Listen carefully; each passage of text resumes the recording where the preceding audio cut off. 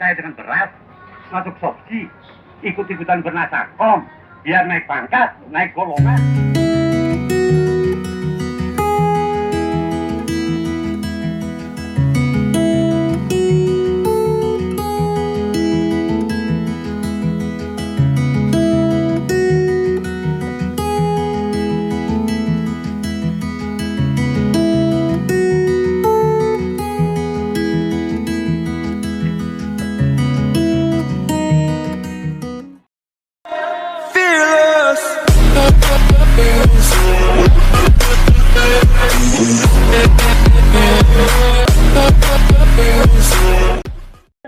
Kok marah?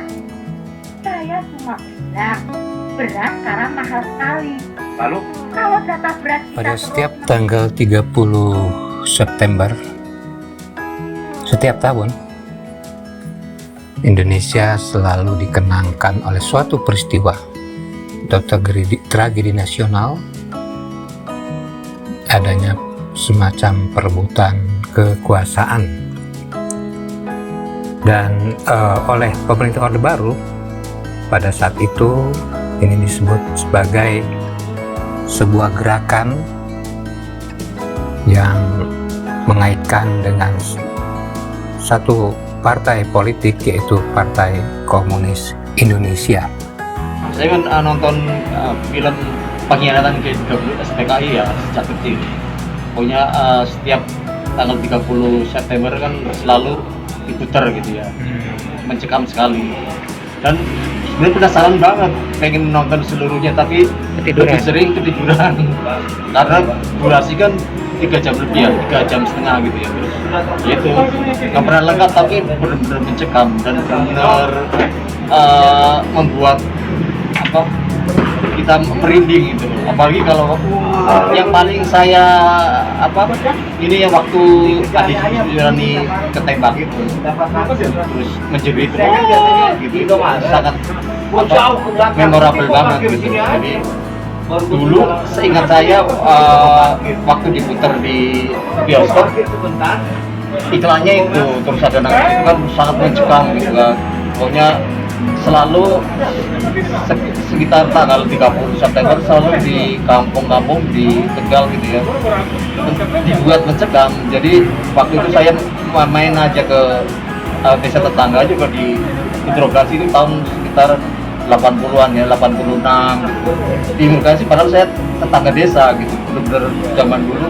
Terus selalu ada isu, setiap itu ada isu, misalnya sumur beracun gitu ya, selalu ada itu. Jadi zaman Orde Baru itu benar-benar mencekam, apalagi pemutaran itu. Nah, waktu nonton film itu pertama kali di bioskop atau di TV? Di TV. Di bioskop nggak pernah ya? Nggak pernah.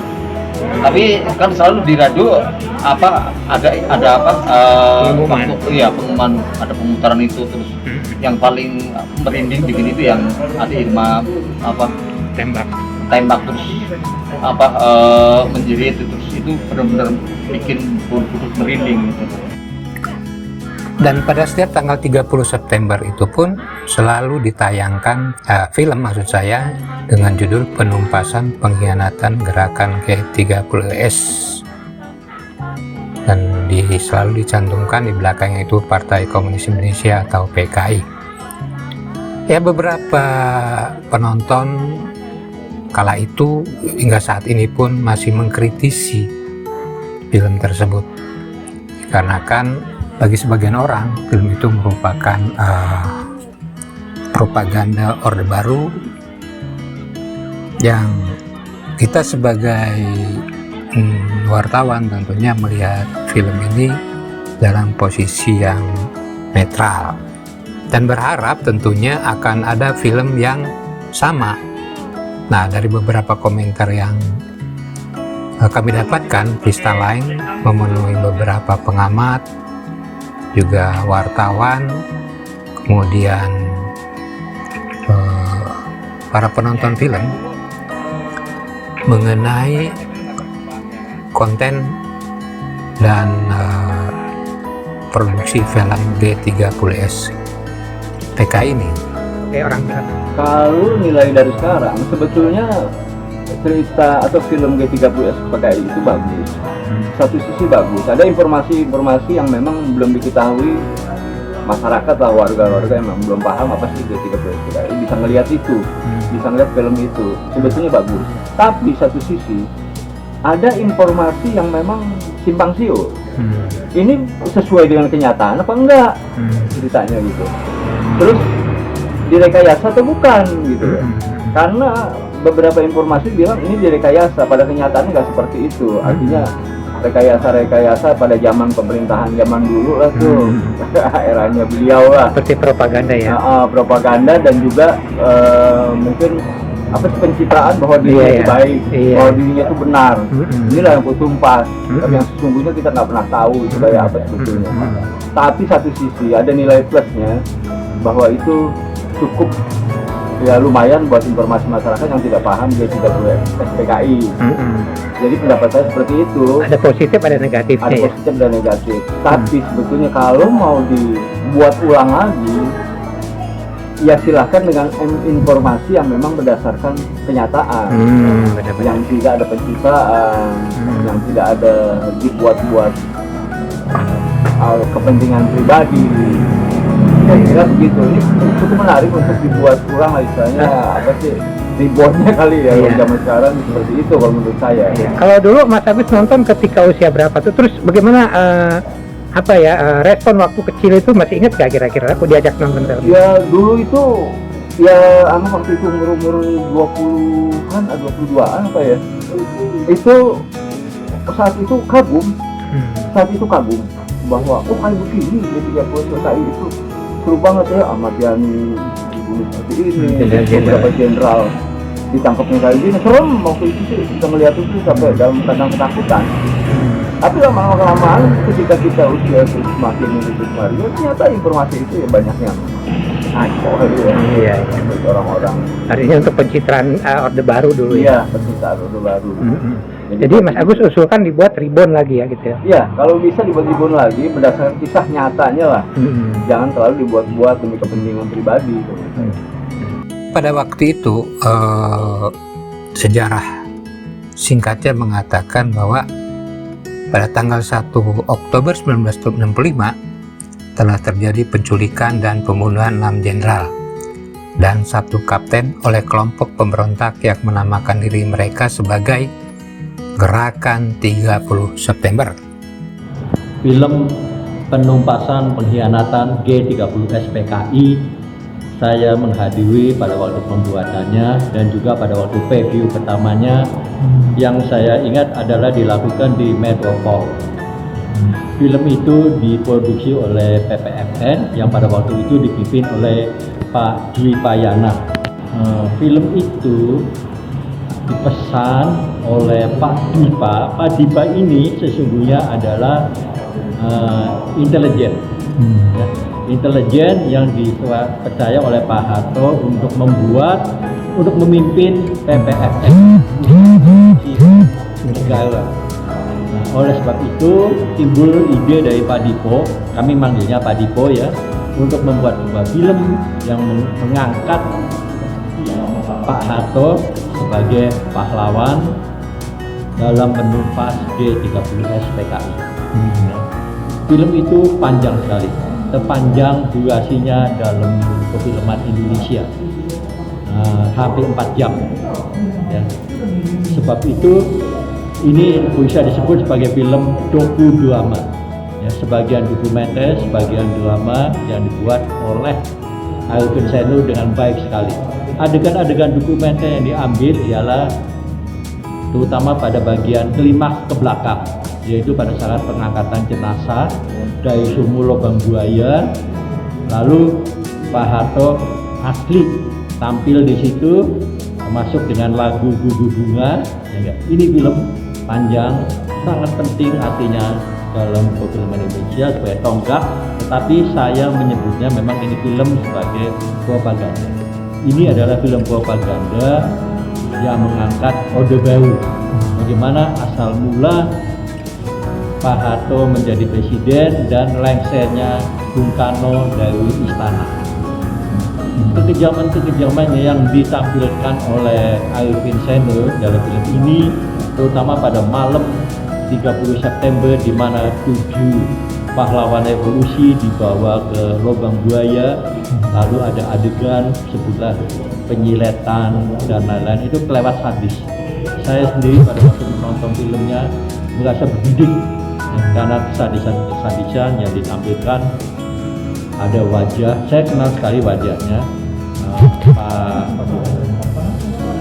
tokoh-tokoh yang bermain sebagai pahlawan revolusi diikat di tiang, lalu wajahnya disilet, lalu dibuang ke dalam sumur yang disebut lubang buaya.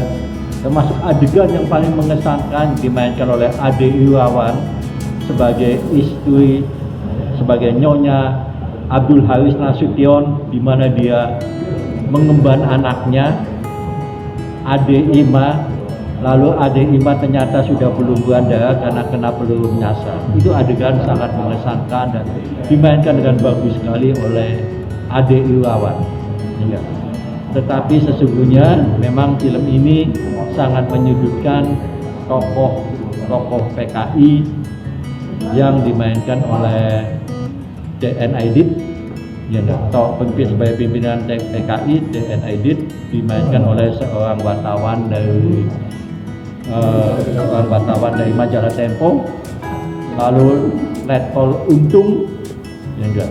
Itu semuanya adalah tokoh-tokoh yang sesungguhnya kita perlu sekali mengetahui kebenarannya sampai di mana. Karena kalau saya bilang film, ini adalah film versinya Arifin Seno. Mungkin pada waktu yang akan datang ada lagi film yang akan dibuat, misalnya versinya Hanung Bramantyo atau apa, ya enggak. Karena masalah pengkhianatan G30S PKI adalah sesuatu yang masih tidak bisa dijelaskan dengan gamblang. Siapakah sesungguhnya yang menjadi dalang? Karena sekarang timbul kontroversi. Itu yang bisa saya sampaikan pada saat ini. Umar Khayyam kala itu seorang dosen di Universitas Gadjah Mada di Yogyakarta tidak punya waktu untuk meriset perilaku Soekarno dan buku-buku dan pidatonya. Sebagai artinya ia menggambarkan presiden tersebut berdasarkan testimonial dari staf Istana Bogor. Sementara Ahmad Rusaka Tamsi di sisi lain mempelajari peran Soeharto dari buku pada saat syuting telah dimulai, merasa seolah-olah dia sebagai Soeharto, bukan imitasi Soeharto. Sementara itu Subahasa merasa dan menganggap kurang menguasai penampilannya sendiri sebagai DN Aidit. Film produksi penumpasan pengkhianatan G30 PKI awalnya berjudul Sejarah Orde Baru, memakan waktu hampir 2 tahun, menghabiskan 4 bulan dalam pra-produksi dan 1,5 tahun dalam pembuatan film. Biaya film ini sekitar 800 juta. Mendapat pendanaan dari pemerintah kala itu. Sinematografi film ditangi oleh Hasan Basri dan penataan musik oleh saudara Arifin, yakni MB Senur. Penyuntingan film ini dilakukan oleh Supandi. Bagian dari film khususnya 10 menit terakhir menggunakan kembali rekaman arsip dan clipping koran kontemporer kala itu yang sehubungan dengan peristiwa tersebut. Ini memang film ketika saya kanak-kanak itu merasa takjub gitu ya, merasa takjub karena hampir setiap tahun, setiap tanggal 30 September kita harus nonton, seperti wajib untuk nonton film itu.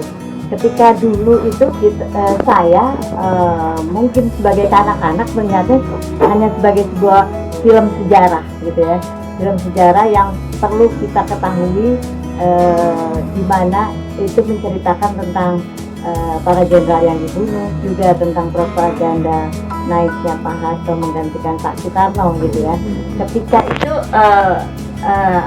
persepsi saya hanya itu. Tapi belakangan ketika saya udah dewasa, kemudian banyak bergaul, banyak membaca, saya berharap ini ada film versi baru nih, versi baru dengan melihat peristiwa G30S PKI ini dari sisi yang berbeda gitu ya. Mudah-mudahan tetap ada orang yang mau membuat ulang film ini menjadi film sejarah yang bisa ditonton oleh anak-anak hari ini.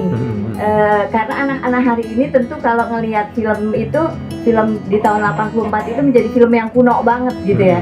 Nah kalau misalnya ada produser, ada sutradara yang tertarik membuat film ini, akan jauh lebih menarik karena sisi pandangnya menjadi juga berbeda barangkali begitu. Itu yang menurut saya. Nah, itu kan dari aspek film Mbak ya. Tapi kalau dari aspek sosial politiknya Mbak Min ini melihat seperti apa sebagai orang awam lah di politik gitu. Kalau saya ngelihatnya waktu itu ini sebagai film propaganda sih ya, propaganda Pak Harto sebagai Presiden Republik Indonesia pengganti Pak Soekarno, dan propaganda ini kelihatannya ingin memperlihatkan bahwa ada satu momen luar biasa yang membuat Pak Harto pantas disebut sebagai pahlawan. Jadi propagandanya lewat film ini ya. Propagandanya melalui film ini. Jadi saran Mbak Nini itu harus dibuat lagi film baru ya Mbak Nini. Saya berharap versi ini barunya, bisa dibuat versi baru dengan sudut pandang yang berbeda, sudut pandang yang berbeda agar peristiwa itu semakin jelas pada kita, terutama generasi milenial melihat hari itu apa sih yang terjadi gitu. Betul, sesungguhnya ya. Sesungguhnya yang tanpa ada muatan politik tanpa seperti ada zaman Orde Baru ya gitu. Seperti itu. Iya, oke. Saya Christian Ginting, berprofesi sebagai wartawan, memberikan pendapat sedikit tentang film G30 SPKI yang diputar setiap 30 September. Film tersebut bagi saya hanyalah sebuah propaganda yang juga memang menjadi bagian dari produk kebudayaan, dan kita ketahui produk kebudayaan memang seringkali dijadikan sebagai alat atau propaganda untuk melegitimasi sesuatu atau sebuah tindakan politik terhadap kelompok atau masyarakat. Itu bisa kita lihat yang dilakukan oleh Hitler, juga kita lihat apa yang dilakukan oleh Amerika Serikat lewat Hollywoodnya untuk mempropagandakan kisah-kisah heroik tentang negara adidaya. Jadi 30 SPKI film itu bagi saya tidak lebih dari propaganda untuk melegitimasi sistem otoritarianisme pemerintah yang didirikan oleh rejim Soeharto, dan untuk melegitimasi tindakan-tindakan kekerasan yang dilakukan terhadap rakyat pada waktu itu.